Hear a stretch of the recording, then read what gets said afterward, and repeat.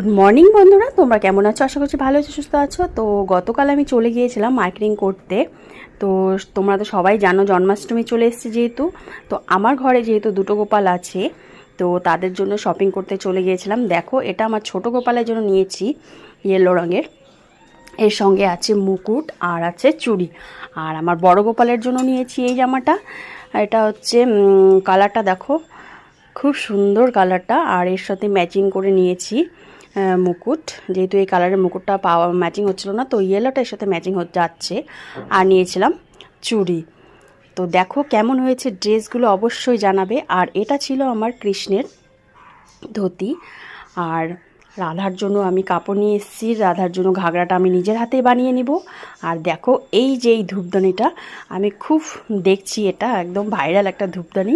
তো আমিও শেষ পর্যন্ত নিয়ে নিলাম এই ধূপদানিটা। খুব সুন্দর ধূপদানিটা, খুব ভালো লেগেছে আমার।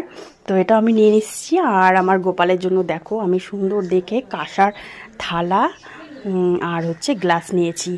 এটা দেখতে যেমন সুন্দর তেমনই কিন্তু এটা একটা ওয়েট আছে, দারুণ দেখতে। এটা রেগুলার আমি গোপালকে ভোগ দেওয়ার জন্য যে বাসনগুলো ইউজ করি তার পরিবর্তে এটাই এখন থেকে ইউজ করব।